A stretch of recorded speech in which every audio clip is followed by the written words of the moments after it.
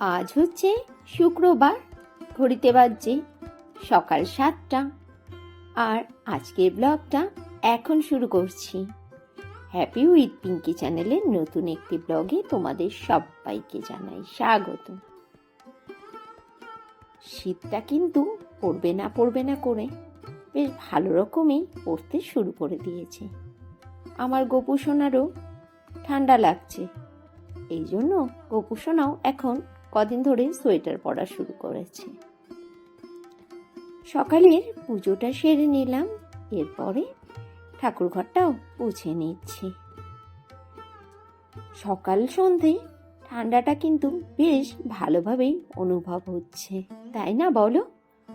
যেদিনকে সারাদিন ধরে উত্তরের হাওয়াটা বয় সেদিন কিন্তু আরো বেশি করেই ঠান্ডাটা অনুভব হয়।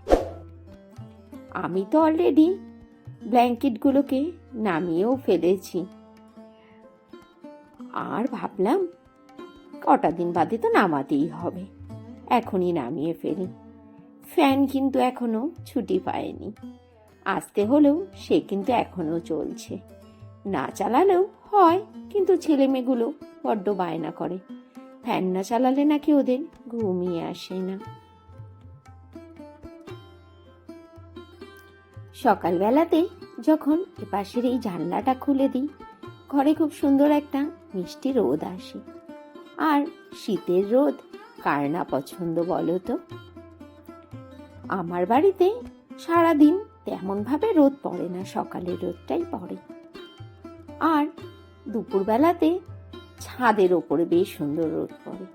এই তো এলো মজার দিন, ছাদে গিয়ে রোদে পিঠ করে দুপুরের খাওয়াটা সারতে কিন্তু মন্দ লাগবে না।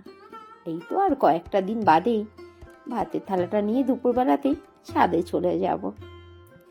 প্রতিষ্ঠা ঘুম থেকে উঠে পড়েছে। প্রতিষ্ঠার তো এখনো স্কুলটা ছুটিই চলছে, ওকেও দিয়ে দিচ্ছি হরলিক্স। ওর এক্সামটা খুব তাড়াতাড়ি শুরু হতে চলেছে, ওনাকে আবার দুধটা ছেঁকনি দিয়ে ছেঁকে দিতে হয়। সর পড়লে খাবে না, বলে ওর নাকি গলায় জড়িয়ে আসে। এই জন্য এত বড় মেয়েকে দুধটা এখনো ছেঁকে দিতে হয়। কাল রাতে যে বাসনগুলোকে মেজে রেখেছিলাম, সেই বাসনগুলোকে এখন গুছিয়ে রাখছি বাসনের র্যাকে। এখন তো আর আমার কোনো হেল্পিং হ্যান্ড নেই, নিজের সংসারের কাজগুলো সবটাই নিজের হাতেই করতে হয়। আগেও সবটাই নিজের হাতেই করতাম, শুধু বাসনটা ধোয়ার জন্য একজনের হেল্পিং হ্যান্ড ছিল, সেও ছেড়ে দিয়েছে কাজ, এখন একাই করছি। না, খুব একটা অসুবিধে হয় না। দেখবে কারো ভরসায় যদি কোনো কাজ রেখে দেওয়া হয়, তাহলে কাজটা যেন আরো বেশি করে বেড়ে যায়। এখন তো জানি এই কাজটা আমাকেই করতে হবে, এই জন্য নিজের কাজটা গুছিয়ে নিজের মতোই করে নিই। যখন যে বাসনগুলো বেরিয়ে যায় সেগুলো সিঙ্কে দাঁড়িয়েই মেজে ফেলি, তাহলে বাসন অনেকটা কম হয়। সকালের কাজকর্মগুলো সেরে চলে এলাম অফিস ঘরে। আজ তো শুক্রবার, আজ হচ্ছে আমাদের নিরামিষ, যেহেতু আমরা অনুকূল ঠাকুরের দীক্ষিত। আজ নিরামিষে করছি গোল গোল আলু ভাজা। জানো, গোল গোল আলু ভাজার টেস্টটা কিন্তু বেশ অন্য রকমের, তাই না? খুব ভালো লাগে খেতে। জলপাইটাও প্রেসার কুকারে সিটি দিয়ে চটকে নিলাম। আর জলপাইয়ের চাটনি হবে, বাঁধাকপি ঘন্ট হলো, আর করলাম খিচুড়ি। সকালের খাবারে আজ করে নিয়েছি গোলা রুটি। জানো, প্রতিষ্ঠা আজকে নিজের হাতে গোলা রুটি করবে বলেই সে কি বায়না! ওর কাজ করার বড্ড শখ। যখন ওর সময় হবে কাজ করা, তখন কিন্তু আর ওর কাজ করতে একদমই ভালো লাগবে না।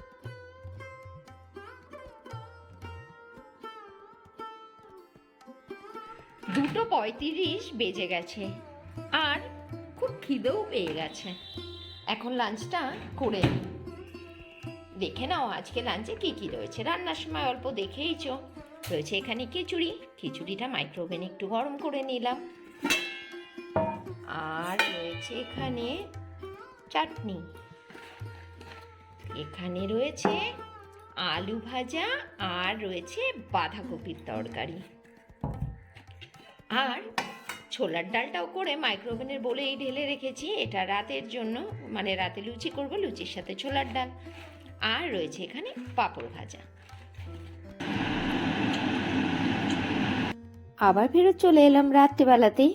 ময়দাটা মেখে বেলে দিলাম, আর ছেলে ভেজে নিচ্ছে।